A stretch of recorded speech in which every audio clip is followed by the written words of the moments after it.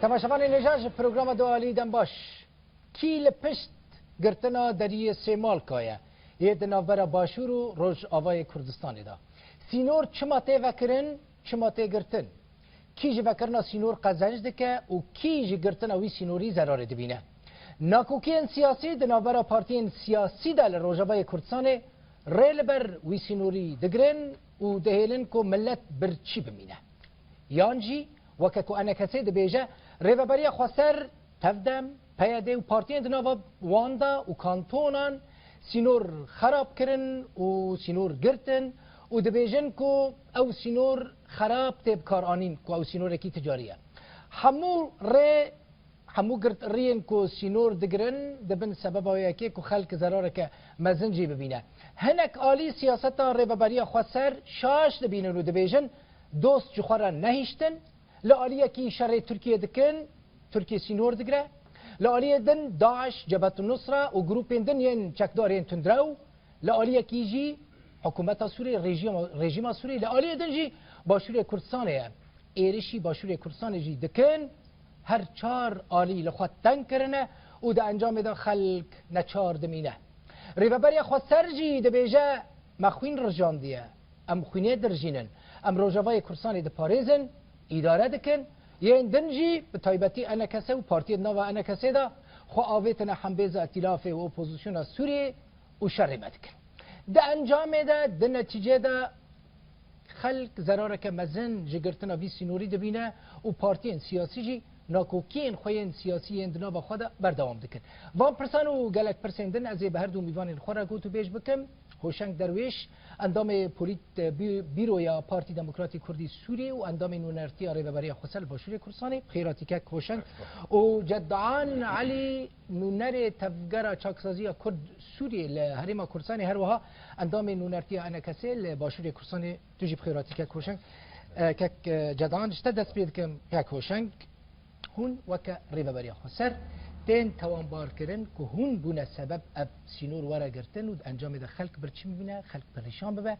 هیک ببه هفته لیره این سوری یعنی خلق ادین نکاره هیک آنجی بخواه هون یعنی همو بار دکوستی و هون بر پرسیارو و مسئولین سرکه بر گرتنا وی سینوری تنه دست پی که از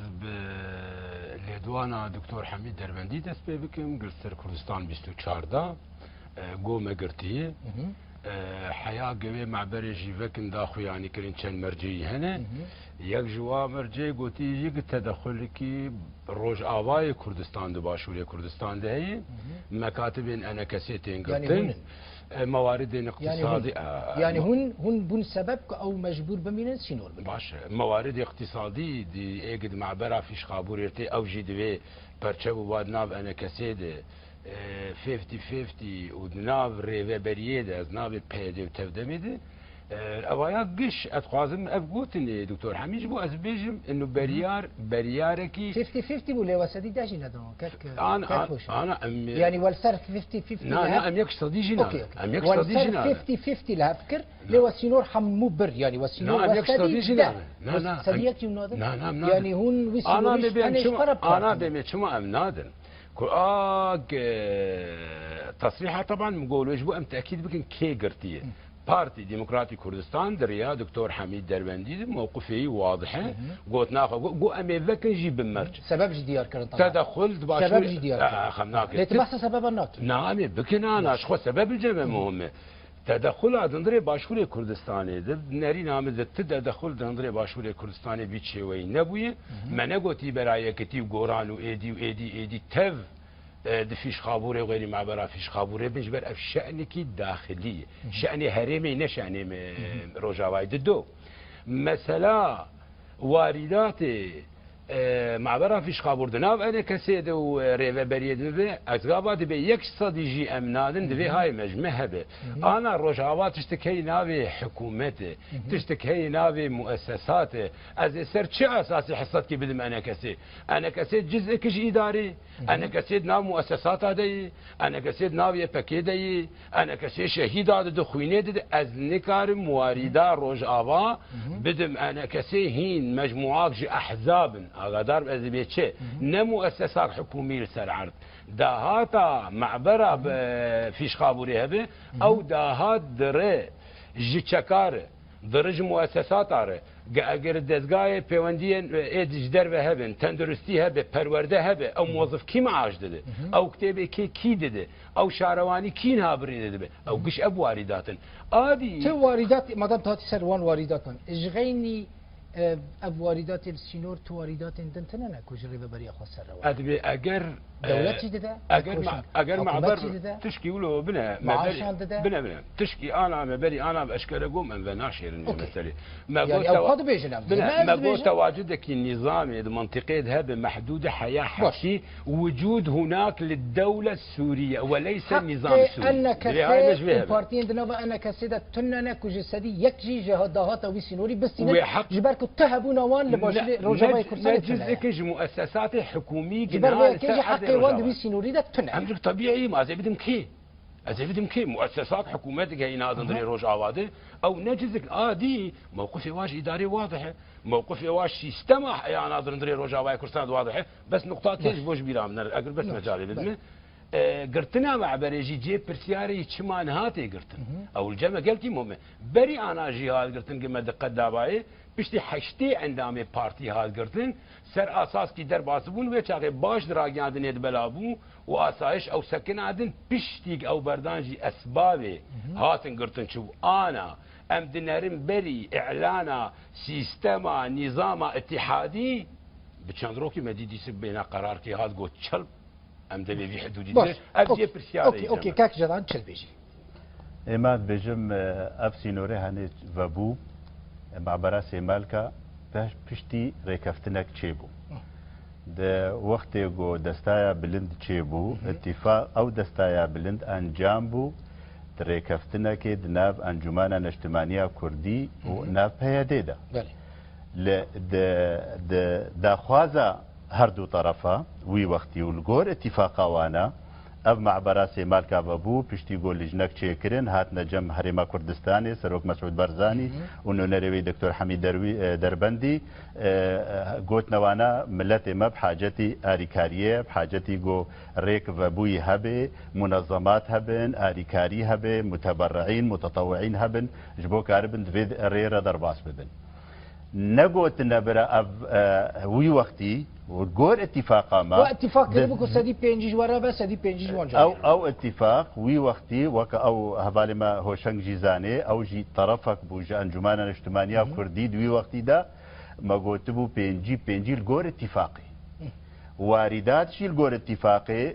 باشوينا لجان چيبون اتفاق چيبو گو پنج لجان چيببن هر لجنك پنج كسبن لسر سينور رونن اداره في سينوري بكت واردات و تشتو مشتي هاي لجنه ابوري بو لجنه اداري بو لجنه جمركي لجنه پنج لجان چيكرن و گرك وري بيرا حوالي ماشوشن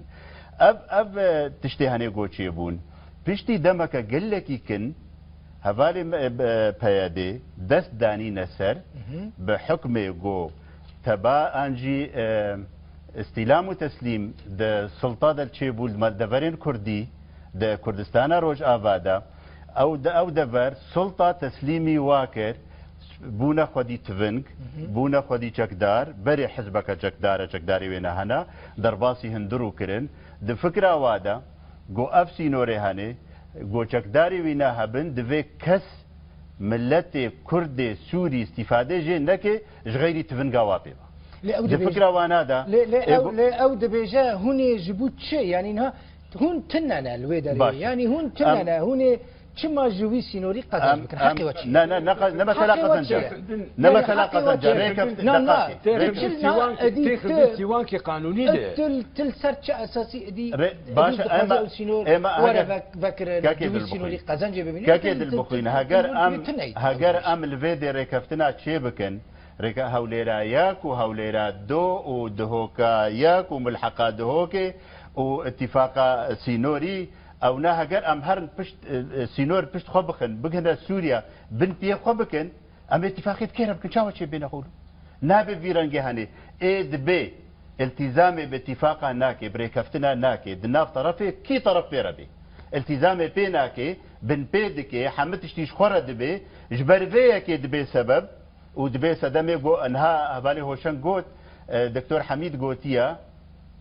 ام فيسيونري دقرن سينور هاتا قرتن وبو دمها يكي ده 2013 ده سبيكا صالة 2013 وبو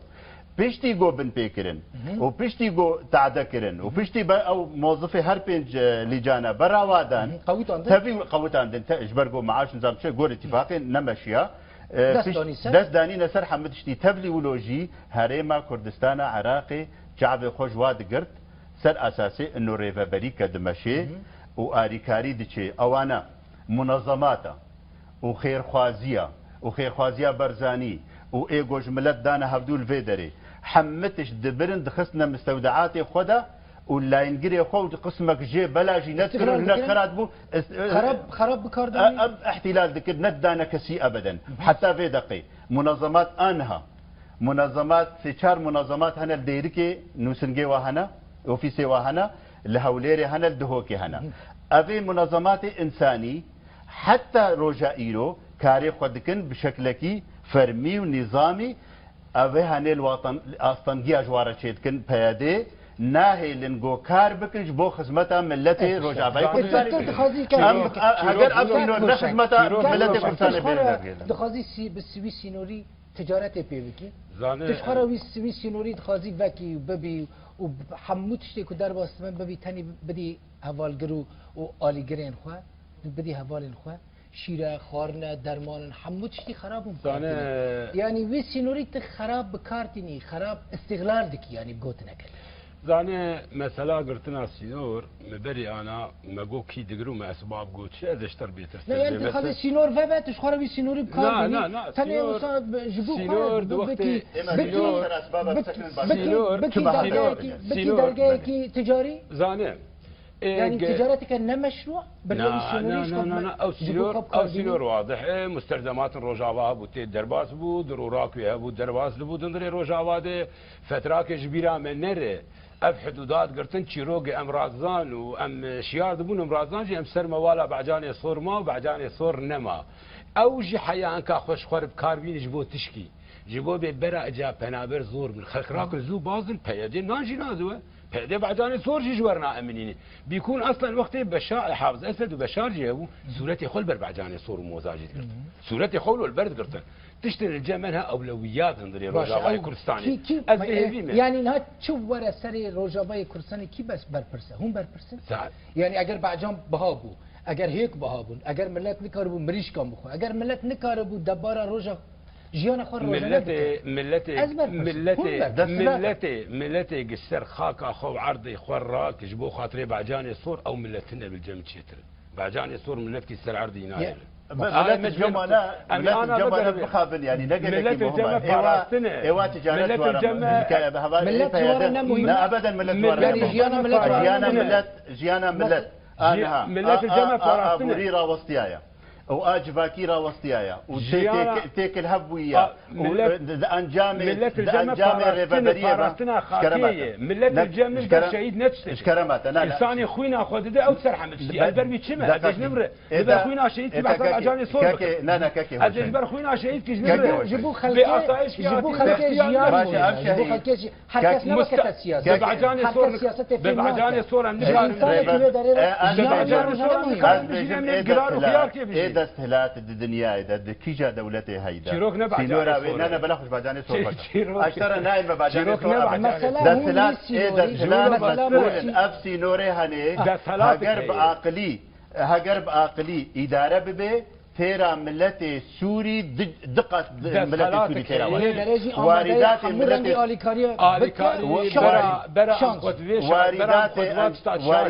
واردات فيسي ما قالك آليات آواكرنا كوبان يعني الحدود العمل سيماكان هيد حج زيدانه قالك سكرتيري بارتيا هاتني قالك عنده خطبتنا الدرباس الجم دري قوتي فقر اوكي از امشي جي برسياري تشكيني جزبيجم دزگاه خيرخوازي برزاني دزگاه خيرخوازي الجمع بري جوار قلتني كرم كم فقرن شينا هذا موافقة وتفي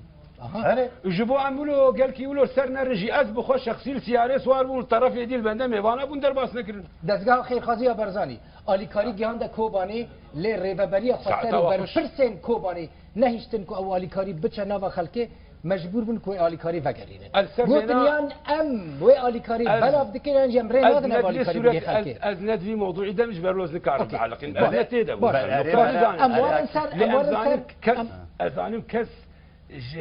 ریببری دلیل بر چه آلیکاریه بی ناگره بس اوا کوبانی تگو اما بحثویه که دکه دبیجه خراب بکارتینه آلیکاری کو دیگه روجاوی کورسانی با آوایی که عادلانه بشویه که عادلانه لندناو خلکه دا نای بلاف کسی نسی نزدیک سیاست نبی ام فرض بك انجمان الاجتماعيه كردي رازاي بتنند هندروي سوريا ده تي في سينوري واردات في سوني فيرانجي كاربيني شيروك ناس مشكله واردات ما بحث سينور دكن ما موضوع بحث سينور واردات سينور انا بس لو بوتا كرم كربانا الشرح كربانا واردات سينور بلا خوش سلاح بيادي قسمك مظن جي دست السلطه ورقتنا المشكله دي لا اجي هاجر دستلات بم ازي علاقات خو بحم اجواري خو من نديتيا دولت انجي نظامك دستلات وقف هيدي دجمنا الهوير دوري خرچيكي دجمناتيا تركات كي برنجك عجيب وغريب امشبكن امر احضاني اردوغان بقربان امر جم اخوان بيور داعش مرتك ان كتاب السلطان الربي كلام كيف الشيخ مقصود شكرماتا كاكي هوشك ونخد يا شورشكينا بهيدت هندروي روجابادا امثال برزيج بشورش تمام نخد يا شورشكينا ايغو شورشي بريفد بي نقرك هاوير دوري خو بامنيني هاوير دور اخوان نقرك هاوير دور وقت الدجمناتيا تركات كي وقت ايتا وقت لافتا ومظاهره دجعدي روجاباي كردستاني دمشين باجاره الدقركي لاقي وتربسبيه والديركي وتربيسيه وقامشلو وندمشي الكوباني والعامود والعفريني دمشين سروك برزاني وسورتي ودالقين الخانات وانا كاستيولو تنينا خيانات واحد كان لا تنديد كسي بيونديدار جي رسمي تنديد ابي موقفي كرن كسر فكر بو تصرفات فردين تشون ابرس به بس اشترى اسبابكم جو سركرداي فيدي دقاقي سركرداي فيدي بريز الدار خليل جيت برسند برنامجك روناهيدا سر تلفزيوني جي جوارد بيجي اب رايا خلق رايا خود برزاني دبي اب رايا خود برزاني مثلا بافرج يعني نابي بشكل قوتنا بريز الدار خليل واضح جو از نکارم دست شارعه کردی دروج آواد بگیرم شخص کی هلداب ویش خور هلدای لی وقت جی رسمی نهاتی هلدان تأكيد كسر علاقة مدري باش بن تأكيد كسر كبراي من معقولة مظاهرات بيع المواد ماشي دري رجاء كردستاني ده انسان كي سياسة كي سالان دناوا سياسة داي معقولة اوتوريتو حكم وان لسر كسان تنبل رجاء كردستاني طيب يعني معقولة يعني دخازن خلكي بخابين والله هاي ما جيتنا خلق سربسة يعني اولا اگر بخازن ناهل انسانك لكوشيك نفسه خو بكشيني ودلكولان بلاكاتو اوي اهانتا سر كردين كردلات يعني هاي موقف كي سياسيا جمجه تنديد بو سياسيا واضح بو بس قو عيش كي شارع كربم از نكار من ومظاهرات لا مثلا ما مظاهرات ليه هو دقيقه هو طبيعي خلق ببرا بس تشجران ببن حدود ذكن براتش درباس ببي هون براي من حق طبيعيه وك باشور كردستان دري ذكري بنا دري بي تجوار قوتي ناكو كيما بحريما كردستاني رچنا ناكو كي بريما كردستاني اشتر بيم ناكو كي بيت ابدا بريما كردستاني رتني هريما كردستاني انا كساس ضعيف في قلسي قنما يتخازو وراك سرنقا هذا تشيروك ابي وسيلات ضغطي يجبوه هندر ام بشكل كي واضحي واش كربيجن ضغوطات اقليميه جيج اطرافها هي ازبيان نال سر هريمي هي برا كلام كنجمر بيننا من تمناجي اكل كتل الجماعات بارتي ديمقراطي كردستان الجيتا هبا جبر ام سياسات كل ابنا مثلا خالو قاردي مادام كاكوشن دقاقي هون شما مادام الي كاري درباست دقاقي كاكي اتفاقات شبابو سينور باتفاق انجماني وبيدي بابو يا اخي راسا انه كابينا بيجاري انا نون رفيان ما وداش مرجعيه قرياهم باصان ما مش ورقوتي باص لا بري مرجعيه دستايا بلندا اب اتفاق اب سينور لغور دستايا بلند اتفاقك اتفاقك توقيع كريت نقبا هردو طرف هذا يعني ابا هيئه بلند دستايا بلند ايجو بياديتي دا وايجو انجمان الاجتماعيه كرديتي دا اف سينور بابول غور ويري كابتني ام اتفاق لينين بيادي ام افتراض كم شاش بو مدى الين بارتي ديمقراطي كردستان مطلوب جي بعيش في خلافات سياسيتنا ملت امل وربرشينه به مستلزمات في ملتي كلام كدر كاك وشك او اليكاريا بنير يعني تجي دستي خدينا سر وجدان خو باغفه او اليكاريا کجری دره درباسی روجاوای کردستان دبو او اليکاريا کو دزگاه خیرخوازی برزانی درباست کرد و شرط دادانی و تقول گرگ لوگویا دزگاه خیرخوازی برزانی سر تنبه چما و اليکاری بشف درباست کرد و ندیشت اليکاری بروج درباست به بچه عموده جبو خلق نزانه بکو اليکاری جباشوری کردستان پیوسنا که ام بکس جبو خاطره چاوی ما حیات و معبره دی تبادل آخر خوازی دی تبادل تجاری دبو به استفاده کسی جروج آوا درباز به پری خوش هر دو طرف رمزا خود تأشیراق پری خوداتینو دره تاجریاج ورجی درباز باندرش بو روج آوا برا فيش خابوري جي نسبا خو سرا لي اليكاريا كوش برد شو بلاش اليكاري بلاش حتى السر دنيش واجي دا خو تيرا خو جندري مع بالكري ام نقطه ولا بلا فكر كاك جدان دخلوا كده تلور كاك جدان تلوي دري تناي بني كاك وشنگ بيجي تهون تنانه واش خورا چند اوفيسين خو فكرنا لوي دري هوند چنتي دا قهوه و چاي ودخون هون ايجار شر ريفابريا خو سر دكن يعني هون ناس سياسي هنا دخلوا هون سياسي هنا هون عسكري هنا هون مادي هنا هون جواكي هنا هون يعني ببورنا هون بيداري تننا اجارتي هاتي شر معبر دكي وهنت بسدي بينجي 50 دخل تسرچ اساسي باش اشكرا تسرچ اساسي اف معبر از بيجمت دفي اب نقطه كبير نبي وزلال بالبرشعبي تماشبانا يعني اف معبر بابويا لغور كفتنك نقبه انجمان نشتغل اذا وقت قلت بيجي وقت تبيل وير كفتني بكي اسباب كي بيليكت كي اوري كفتن خراكر فيدي خراكر جبرجو خبود سلطه امر واقع تمام جبرجو شو تتخوازي وبيدي تخوازي واردات في معبري بالتناخوا نبتنا ور ببشكش حكومه انت كان بواردات واردات سرچ واردات بلاقش مبكر اما ازنها ندعوا يجبوا مجلسيتكم جبوا ملت حق دقاقي بجمع قلمك الملتي كردي سوري بلد بيج واردات في معبري قلمك تنبي يعني انا كتدين الاريك بلا خوش انا كتب حقي في ملتي في معبري حقي في ملت دقاقي دبي انا كسي اوكي تفسدي يكشي ندا انا كسي مشكله جامير دبيجا حقي في ملتي معبري ده هي اب ملتال صار في معبري دجي نحقي تتنه في معبري ده تقريبا بيجي از لريبري خرج دكم از دم موظفان از ليا باجي خرج دكم لي اب ملتال برشي بمينه انجاز حرم الظن لروجاوای کردستانی بوا واردات بچوک بوا امکانیات بچوک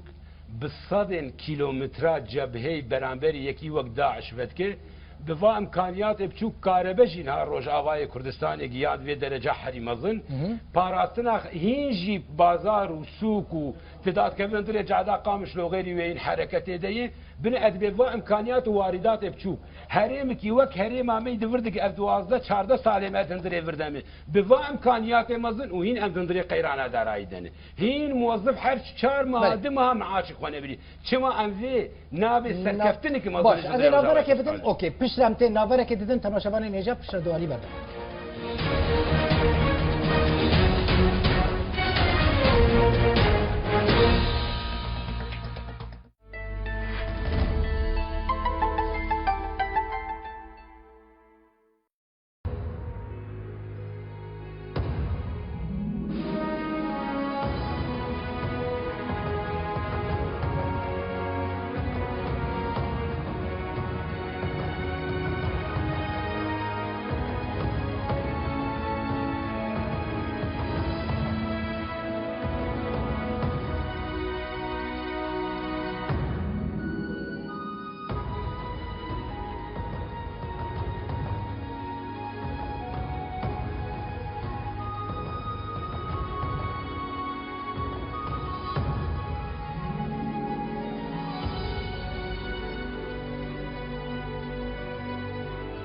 ئەوەتیەکەن وەکو تۆ باوکەجیان داهاتی خۆمان دروستەکەین.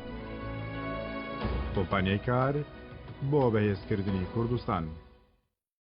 وۆرڵد ترێید سنتەر سنتەری بازرگانی جیهانی هەموو کاتێک بەشدار بووە لە بەرزکردنەوەی ئاستی ستانداردی کارکردن لە هەموو شارە پێشکەوتوەکاندا. ئەم دوو تاوەرە بە شێوەیەکی تایبەت دیزاین کراون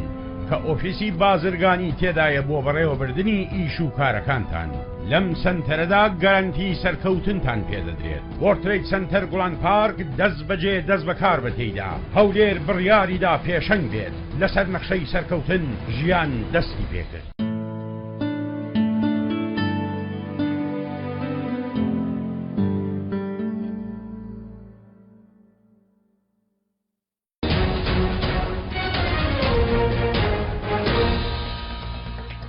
تماشاوانی نیجان جارە کردن باش و پروگرام دو عالی بەردەوام دکێ کەک جدان جامیرا پروژەیەکە وان هەیە حەقی وان هەیە حکم لەسەر حدود بکەن ینی وی وڵاتی ئیدارە دکن وەکە چۆ هەر وڵاتێک دەسەلاتێک هەبە حکوومەتێک هەبە بێژەم حکوومەتن حەقی وێ هەیە بە حدود بگرە وەکە ینی دەریبان بدە سەر دەریبان ڕاکە بکیفە خۆت تحکم بکیفە خۆ حکم لەسەر حدود بکە ینی ئەبنە منەتەکە ونەت ینی نۆرمالە ینی هون بێ پرۆژەنە هون بێ پرۆژەنە ونا حکوومەتن و نا ئیدارەنە ینی هون حتانی ببورین هون حتا ئیزنێ جوان نەخوازن ئۆکە یاوان نەخوازن ببورنە ینی نەتە و نەسەرۆکی ئەنە کەسێ و نا ئەندامێکی بلندی ئەنە کەسێ نکارن دەرباس ببن ینی حەقی وەل سەر ڕێبەبەریە خۆ سەر لە ڕۆژاوای کوردستانی تونە ئانا ئەسکارم هێدوت خودت کەمەرم ڕۆژاوا بێ موافقە ئەو ینی ئەوە شتێکی منطقیە لە هەموو دنیای وسا دەستپێکێ دەبێ ئەم بزانن هەرێما کوردستانە هەرێما کوردستانێ یا گۆ سەرۆکاتیاوێ سەرۆک مەسعود بەرزانی دکێ وەضعکی وێ شەرعی و قانونی لەگۆر دەولەتاوێ ئەو هەیە ڕێڤەبەریە خۆسەر ئاپەیەدێ ڕۆژئاوای کوردستان تشتێکی وێ قانونی سەر عەردێ و نەلبن عەردێتە لێ قانونی هەبەتونە بە هون نەقانونیە هون نەقانونیە باش ئەو شەرعیەت نا جەمتەنە شەرعیە جەمتەنە قانونیە لێ ببوونە تژی نا مەسەلە وەکە پارتیا دەموکراتی کوردی سووریت ناوە وێ ڕێڤەبەریەدا تو قانونی نابینی مشروع نابيني اس حكم دك العرض شو لا يعني او بحكم تفنجي بحكم غوفربون حيوانات بحكم زوري او يعني بحكم اخويني بحكم فرات اولا او اداره مناطق كردي بالوكالج سلطه بدكن اف شكلك دي يا سلطه حاضره سلطه شر مكان سلطه حاضره سلطه مسرحيه لا وقال لك اجوات خواواش هنا قلت شو رجيم شركي قال لي عازبون ويوم قال لك البيت طنبور يتخس ابشي جدك وقف يعني يجي اوجي ينجي هم كسر هيك كاتشقص هاجر كاربي اوجي ان سركرداي بيادي زلال بكن بتشاوا اجر دس بكرو تشاوا الطفيه وش اتفاق تشيبو وخالن اتفاقي جو رجيم جي اعتراف بي بكي دركه بيجي ما افكريه انجام ده تشتي قول برجع بما دركتن روجا جو اتفاق نافوا سلطه ده مطار ده تشيبوي بتعبديريا كيبي مشكله نينا الجماعه ايران بي روسيا بي انجي كستنا بي هردو تاني بن خمناك يعني لدروجا الدواده اوفيسي احزاب انجمن كردي لا تلتمروا الدراها والدراها نيجرتن حملة قرتنا نظام بلا وبقر قش حملة قرتنا خورتا جبديلا جو ناما بشينن ضد طنقاية دا عنها جو دوي شريط قامشلو دبوي جماعة محمد الفارس جو خيانة الواكرن وكشتن كرن وجو كوما قورتي ما كشتن ونزيك حلجي ببه كوما قورت دقاكي جبديلا وانا هاجر پێشمەرگەی ڕۆژئاوای کوردستانی کێلەکە وابانە وێ ئەم پێشمەرگە خیانەت لەشکەر و شەڕڤانێ جوامێر و ئێگۆجانێ خۆ ددن دبەر وڵاتی خۆدە و دبەر خەڵکی خۆدە وێ خیانەت واحد بالمليون جي هبانە جوانە نها لەشکەری وانە نها شەڕڤانێ وانە نسبە یەپەکێ و ئاسایش و بۆلیس وتشك دزجه واي هي اي عسكري نسبة عربة تدا دس تشتكي عجيب بالنسبة لأن خبرن جهني شرت بيشمرجة مشكري وتدريب كري ناهي لوري تحلاوي ناشرة بايدولك يعني اوكي او مثلا وانا ليه استخدم مرة مسروي تل سر حقي بنيرة يعني استخدم بقى المسر برساخوا تلبي داري تواريدا تني تشخص مشروع نبي قانونيا حقي تني متى قانونيا تني او شخورة فدراسيون جي افاكرن شخورة فدراسيون جي افاكرن يعني هون قانونيا يجتنن هون قاچاغن لبر ايوا هون قراوان قاچاغن هون إيلاغالن هون مشروع ايوا ام تفقرا تمسك اساسي محاسبه يا حدود جوان باشا اد بيجم محاسبه حدود جبرجو اتفاق دناب موادب شو اتفاق شو رح ناخذ اتفاق لما رح ناخذ الاتفاق جبرجو اذا بجا عن فقر او اتفاق وافسينور فيدل كيدبو ملت كرد سوري جي استفادت كرن تبيقو تجارت صدي صد بيديبو وتجاري بيديبون بشش كس تنه مسموحا جوارا تبادل تجاري مشترك بين مع كردستان ده وجاوات ابو حركه حتى تاخذ باكيتك شوبات $5 يفربا $5 حتى ياخذ بالنسبه امر طبيعيه مع ملك حدوديه تجاري ككي هوشن تجاري مسموح جوارا ايغو ريدا نوانا بس هبالي بيادي كارن تجارتي بكجاري سوري با او تجاره استفاده ام يجي بعد وان دستاني بنسبه بازاري انا تجاره وان كيف اخف سعر بلند سعر او ضريبه انا املاي انا اشتغل سؤال بكم انا ام دبيجن سينور برها يا قلتن انا كيسر عردي بس جواب الثاني كيسر عردي دستلات بالوكاله دستلات بالوكاله بيادي ازي بكم وكاله بيجا باشا ابحق نادي وقتي دستلات به تمنع مبكيش حمود تشتي المنع مش تناكم بأشترط بقانونك هي تجاوزنك قانونك هي ما كردستان البري بيج حزب تيدن الشش حزب دي ليش درمن نكار والله جهري مربي خلاص القانون تقبلناك ما بتاع اعترافناك افشي قانونك هي ملتزم بيه انا كثير اف قانون ككمه اف قانون اف دسلات اف ريبه بري طرفك تاني حزبك تاني هاتي تشيكريا الغرفه طالق وهاتي تشيكريا الغور تشتي بلا عفر مجيري لا كاري بفاقه في حسابك عفر مجيري كاري كوباني وعفريني وجزيري تجي برا حدود افريقيا ومحبره بكري كاكي هو شيخ درويش جو اجي دستيخو بدم السلطه تزاني طيارات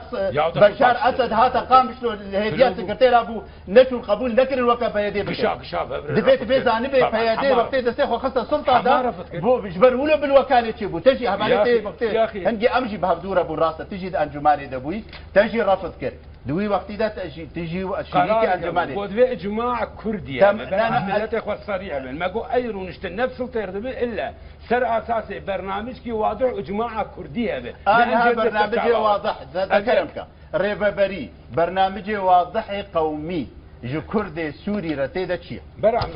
برعم نقطة كرم كان جدو درقاء لا دقائق تدبيجاز حكومات محقق منه حدود وحقق منه حرتشتي حق من هي استقد خبكم تدرباسي روجافي كورسان اجنبي حق من هي از السلطه خويا كامل دين مسار حدود حق من هي از اوفيسان بقرم مشروعي لا مشروعي تباشي خرابي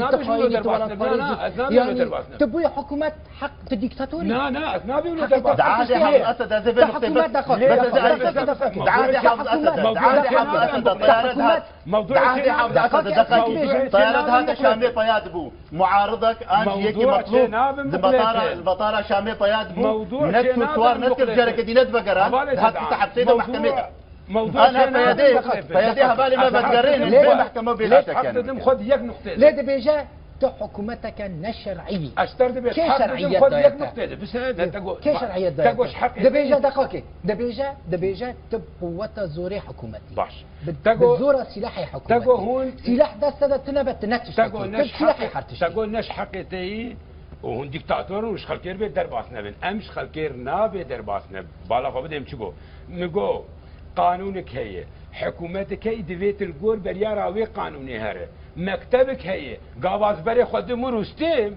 مش كلامتي تنن يا خب ككيد البخيخ فماز بكرم واصدرم موافقه بدن ما تتفرجي تدرم مع بريت بي قربان موافقه بدن مشتر امضاء كيد لي قابات بيز اعترافي بتناكم دفيت باجا اعترافنا خو بدن از موصفه بش طاوله خو از اشتر بيش كلمات قاغتاته تموافقه اخواني استدر باسم يانا جانبکی قانونیه دوێت وێ اجرایش خۆر بکە لێ ژمر بێ فلان کەس هاتی گرتش بۆ مووقفکی سیاسی ئەسی بێ سەر و سەرچاوە ژمر بێ فلان کەس شتێک بووی پێ ئەزێدیش بێ سەر و سەرچاوە ئاسایش گرتی لێ نقطاک هەیە ئەزێشتەر بێت چما هاتی گرتن ئەو دمینە ئیشی ئاسایش نامینە ئیشێمێ چ بەلگەل بەردەستێویان ئەب نامینە ئیشێم بنە للأسف أزوي قلت ليش مخابن أنا كسيانا دقتي بدي لا في تاولو زان ألمانيا والواد نرن لا الإرهاب بيدي لا الإرهاب نظام شيء دركم ور مالا كردي بيدي ببهت بدي وينا جهف برخ رخنا ويسريح يعني جيبك لأمرام خدناه خلقيت فضح إن لا الإرهاب بيدي راش سورة دزاروك الشيخ مقصود بلالي كتيبة سلطان مراد لالي أحرار الشام نكت هيلده برانبری کردکیش خوش خویناته مخابن آنا جیز دبیجم حدود وی رنگی به انا کسی تا موافقه خو نکار هیچ شی وی حدودی دربازش بر حقق طبیعیه معبر اگر جبو غایات ضغط خبر معبر نه ذکرن ثوابت الجمعان تجاوز دوا ثوابت ادنابه جبوز بيتر اشتر واضح بكن وام سر بيتر نرن وقت بكردي بهم سر يخو زيده يعني زيدنا يشينن معبر قرتناوي سر اساس سياسيه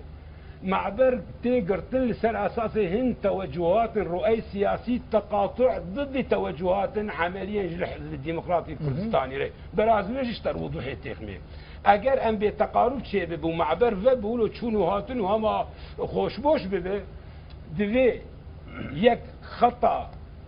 تقاربك دينارينا اداري وبارتي ديمقراطي كردستان جبو ملف سوري بقشتي شيء بده دو دوی تقاربك بالنسبة لنارين عواج بو ائتلافه تشبه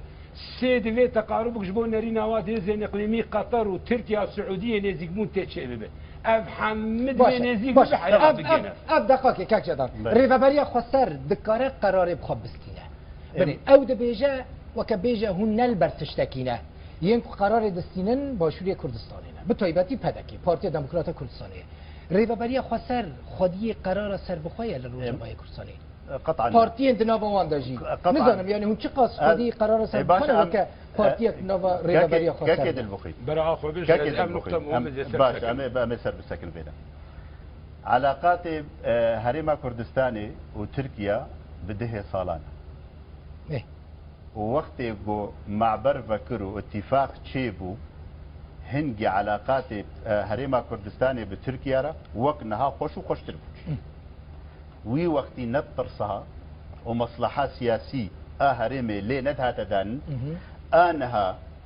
بشتي قوبا أفقاس خرابي وبيادي أفقاس تشت بن بيكرن وتشتك نهشتش خلكيرا وملت استفاديش بيه سينوري نمادكي حزبك بتنا أخوا بواتها جري سينور بفيران جيهاني نوكا هريما كردستاني بريار ستاندية طالما التزام بريكفتنا ناكي وطالما تعتبارج كتلة سياسية انجمان اجتماعي كرديرا ناقري وطالما تناهي مواد وضرباص بالخلكيه بلا ببن تتكي مستودعات هذا تش درمان بي تش خواردن بي تش حمدش بياني بفيرنجي هاني تفيد جمناتية هي عجيب دكي وتتدخلت شؤون مدى دكي ودكي شنقالي مشكلات شي دكي وعشيرة عربة او دكي دهني مدير منطقة بس بچم ناو بركه بچم ناو بركه از قلت خوش بير لك از بچم ناو بركه بشاتيم جم كك جدعان علي وبرا خفتنا خو بردان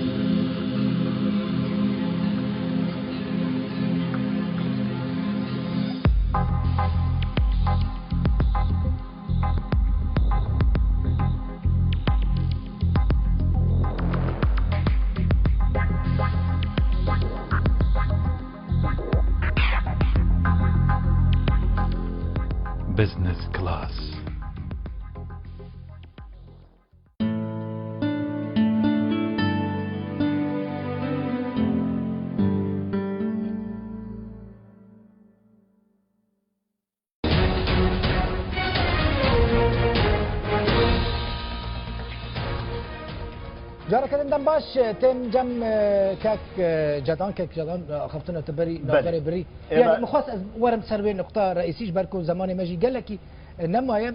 هون ناسر بخونه هون جريداي بارتي لا هون جريداي بارتي ديمقراطية كونسولينا دبيجا جدان ما بشرطية هو شن دبيجا هو شن دبيجا تشهد اسودة تنجا ام سر بلنداي انجمان الاجتماعية كردي بدنجكي بلند بزمانكي دريج ام بيجن بچعبديريا هريما كردستاني سروك مسعود برزاني تشيبويا برا او بدي خويا كرن عايده كيف هيد امام عايده هريما على كردستاني خدمه بيدتنا ريفا بريا خسر يعني قرتنا دقيقه قرتنا ازويج خزين قرت جالي وربه قرتنا درجه سيمالكا ند دست ريفا بريا خسر ده قرتنا بينها يعني دست كسندنا او بو سبب تصرفاتي وانا بو سببك وقرتنا امام كارل ذكر وبقري هو انا نعوذ بالله بس هريما كردستاني ده هريما كردستاني خدي سينورا رسميا هريما كردستاني طرف دي تركي ايجو اتفاق مكري بهفدورا انجمان الاجتماعية كردية انجمان الاجتماعية كردي سياسي هيا انجمان الاجتماعية كردي ناف اوبوزيسيون سوريدا هيا انجمان الاجتماعية كردي جنيف هيا انجمان كردي جمهورية ويسر عرضي هيا انجمان كردي امزي قلت التوب كرن جبر قال لك تشتاو جبر جنيف ودعمها هبانا وبيشمرقة جهانا وحاضرن وامادنا وام باللز بقادم بقطش مرقى بقرنا هالدرباتي جهة خببن از بيجم قرتنا يكج اسبابي قرتنا في سينوري دست دريجيا بيدي بكاكي شاغي بكاكي دانا كردستاني بلا سركفتني بيش كرتنا دبلوماسي وعسكري زندري روجاوي اولا او انجام بينادا پێشمەرگی لەشکری وانە لەشکری پەیادێ وەختی ئەزێ بەس نقطەکی بها بەگرێتم ینی قیرە مشکل ئەوە کۆبانیدا کۆبانی چوو دەدی چلۆ چێ بوو ینی بە اتفاق دناو هەرێمی و دەولی و پەیادێدا و هەرێما کوردستانی پێشمەرگە چوونە گوتنەوانە بان واکردن گۆر معلوماتی ما بان واكرن سركرداي وانا صالح مسلم والدار خليل واسيا وكاشخاص بيشمرقه وقولور بنوي باش بياني بتفقين سر هجماركي او هجمار شوي دري بيشتي جو خلاص كرن دو وقتا جو بيشمرقه شوي ده سري صدي نوت كتبو دستي داعش ده سري صدي ده تاني مابو واوقاس قرباني واوقاس وهادي تشبو بيشتي جو خلاص كرن وشكستن بواقع سلاح وبهمتها بالافرين دولتي ناف دولتي ولشكرا وشرشبانه يبكيجي وبيشمرقه حمواري هبدو كرن كوباني خلاص كرن بيشمرقه قياده بيشمرقه اهريما كردستاني قوتنا بيادي ام خلاص ام بيشمرقه خو بكشينن هاي محكدي تمديد كرن قوتن محكدي باتفاق بل بيشتي وناشن قال شيبو لشکری وانا هاتن آری پیشمرگا کرن شنگال رزگار کرن تمام پشتی گو رزگار کرن کرم کر بابو ابا رزگار کرن ساعتا وخش ام موضوع كبير اسباب خلافات سياسية هيجو بدينا يعني ساعتا تخش هناك فرد طبعا فرد بيه جولو فرتين مثلا دقائق اللي تد بيجي اسحر تشتم قواتها من عسكريها جامير بيجي قواتها من عسكريها قواتها من دبلوماسيها ام الجنيف هنا ام نوفا اوبوزيسيون هنا او قاس ولات اعتراف بمدكن شما دقائق شما هون حزدكن دخوازن جعربين الهريمي استفاده بكن ببن آلیکاج ورا عربان مزن دکن دنوا هزین سوریه دموکراتیک دا دنوا آسایش دا دنوا پلیسین ترافیک دا دنوا ریو بری خواستر دا هم دا هر دره او عرب هنه سبه ندورك و عرب دما کد لیهات و دستی خواه بدن حکومت تلوی داره نهی لنجی بله دقیقی چما مادام پیوسته تب آلیکاری هیا و تدخوازی بی ولاتی بپاریزی چما تدستی خود دریجی انا کسی و پیشمرگه روجاواهی کرسان ناکی زاني أدي أنا أدي باش أدي بكرتاي أنا بيجم جبو أرجي برا نقطة كبيرة من نر من بيساندبو أبري أنا بحث محمد فارس كل محمد فارس حقي بخوات أنا بكرتاي أدي قصدي كرتاي يعني أستخدم كم في بزانم كم هون دستي خنادن أنا كسي دستي خددن كسي دد باكو سبب بندج مني أنا زي بيجي محمد فارس حقي خوار وشو صفعاك بو وز مزجينية جدا توي هر النامينه نظام جيش قامك بطريقة خوار برا بيجي صفعاك خوار وشو جاي مثلا پێشمەرگەی ڕۆژئاوا یا چما هێزندی عەرب هەرێ دندرێ وردە نەسوازم لێ کورتایی بێژم ئەو چه هێزێ دندرێ ڕۆژاوای کوردستانی دەی ئەو هێز دبن سیبەرکێ دەی ناوێ سیبەرە هێزە پاراستنە گەلی یەپەکەی پێشمەرگەی ڕۆژاوای کوردستانی قوة سوريا الديمقراطية بالتالي بكيتنا القوة قوة سوريا الديمقراطية بسشتا بيجم هذا باراستنا قال يبكي قوات طاغية معروف عنصري حالي فعال قوتها سوريا الديمقراطية ده أول لقوات سوريا الديمقراط مكون جميع سوريا أغادار بمشي بيجم اشتري هذا باراستنا بردف كويت تركمانة هذا باراستنا بردف كويت تركمانة تركمان يعني أبناء موضوع ما راضي بوي راضي بوي دبل قوة داليا بكيدا اوكي أبناء بابا تمايا سركيا بيش مرجي روجاواي خازن بيب بزانم خلافي سركة رئيسي بلا كلام كبير نعم سر سينور هنا سر يعني لا بيش مرجي روجاواي كردستاني وين بشرط يقوى عسكرية ويجي خو بقرن ددو طبعا دي نعز بي بلا كلام كبير إذا باراسنا قال يا بكيزاني أو شو معبر بلا أزديس بكرتاي دوباره بكم سركفتن المهم روجاواي كردستان تشيبون ضغوطات إقليمية هي الحليف الذي يمثل برازيل برجواندية بارتي ديمقراطي كردستان دندري روجاواي كردستان لم يكن على المستوى المطلوب برا بحثا جنيف جمر نك شل اندام ائتلاف دندري مؤتمر جري كرد مكيت ده بجمر بيش ازناش مثل مثلا جنيف مثلا ماغوس يمكن الناس تشتك اسعد الزعبي كرد درجه حيوان كرد حيوان نقول قاغته حيوان بوني يندقرن كرد يعني وقت ما دندري جنيف يدرون نشتي باخذ درس كبد بعد في العربيه كرديه مركب اما ام دبيجن هبونا سياسية انجمانا الاجتماعية كردي دناب ائتلاف دا ودناب اوبوزيسيونا سوري دا تشتكي جرنجا وضرورية وكاكو بيادي اتفاق دناب واو انجمانا اجتماعية كردي بيش روجا سوري ام دبينن سوريا يعني هبو كيف هذا صلاة بيجي رازي واشتر بيجي بس ادي ائتلاف هذا بيعملوا لا كل ائتلاف طرف بدك تدخل بيدك ولا عجبني يا اخي انها مثلا هبالت السؤال كيف منطقي تتحمد شيء بالعالي انا ائتلاف اشترت به فيدراليه ناظمته ائتلاف اشترت به جد به الجمهوريه العربيه السوريه العربيه نابت بيد دسكاري بك اسعد زعبي هونجي نافي كردي دقيقه انا سلامه انا سلامه يا هونجي نافي ناف كردي كرد دنافا حمو ادبيات ورا نظام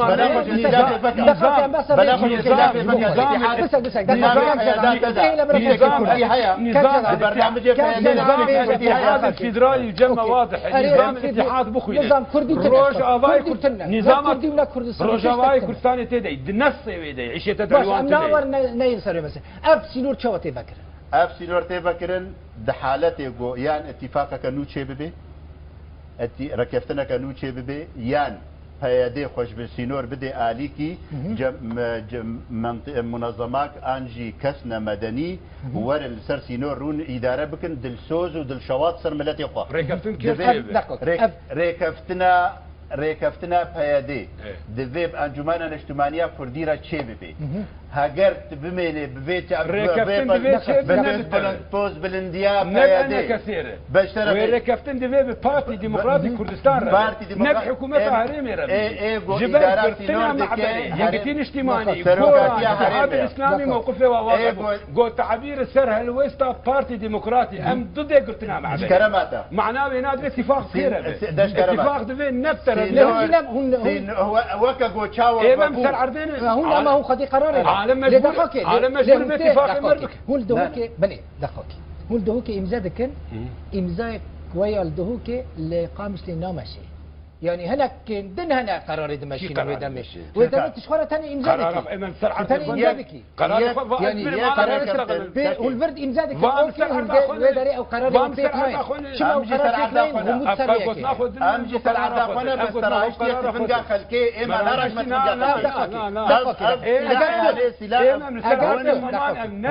القرن كاكي هو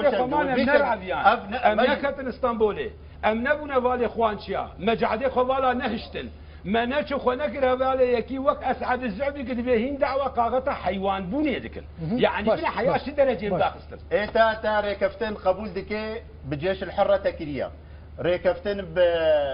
جبهة النصرة ڕێکەفتن بجێش ڕێکەفتن محەممەد الفارسی ڕێکەفتن بنیزامی ڕەتکێ ڕێکەفتن بە پێشمەرگێ کوردستان سووریا ڕێناکەی دژمنێکە دژمن ئەم ڕێکەفتنێک عسکەریە هود ناکێت تکەش بۆ چەند ڕۆژاو سەکرێت پشتی وێت تلنگاتە بەرامبەری هێدی نەش بۆی مەسلحەتی سەر چه ئاساسی پێشمەرگی ڕۆژاوای کوردستانی چێکم زاروکێ سووری نەشر ئەزمانی جێ خۆ بگرین وێ وەرە جێ خۆ بگرێن کێفاتە وێ وەرە چرۆ بەرابێ بگرن ببینن کێفا خۆ ئەم گوتنانە گوتنانە کێفا خۆ هوند ژبەر جبر زاروکێ ڕۆژئاوای کوردستان جێ خۆ بگرن وێ وەرە جێ خۆ بگرن لێچێ وێ ئەس دەبێژم دهێزێ عسکەری چێ نابن دەبێ یەک بێ بەچرەوەی بە یەک نەبێ بێ نەڕاژێ سوورەتێ پەیەدێ ئاژی لۆگا پەیەدێ ملێ خۆ بکێ یاقی کەسی پەکێوانەشتی علەمایە پەکێ تەنێ کەسیرانەشتی علەمە دەبن سەها علەما کوردستان بەرەکەفتن حەفدە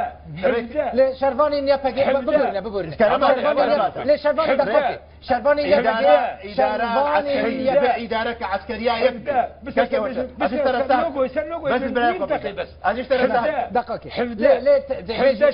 حەفدە شەهید جي شهيد بارتا الديمقراطي سوري حزبامه از بجنا خلبر واطوينم نتهيا دينجي من ندي راشتنا حزبك اجي بجنا خلبر خطا اجي شهيده خوناوا سرسرما ام بجنا خوشوار الطوينن جهريز واحترامنا حتى مرنجي از قبولكم قبول لكم خون ايغو خونا خود بر ولاتي خود دي بر ملتي خود دي ام سري خوش الطويل ليه دفي بيشمرغي روجاباي كردستان لسر عرضي خبن برابانيه البر لك ملك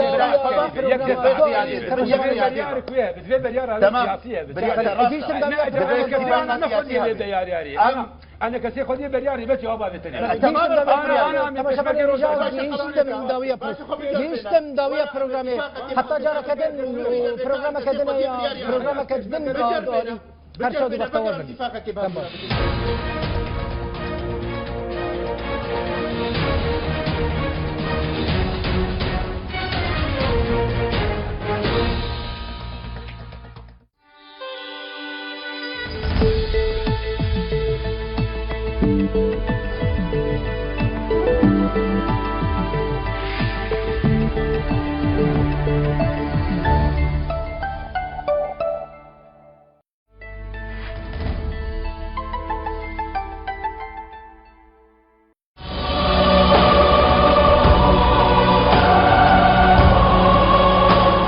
فلۆریاستی بەردەوامە لە کار و پرۆژەکانی ئێمە بەردەوام دەبین تا خانووەکانتان ڕادەست دەکەین.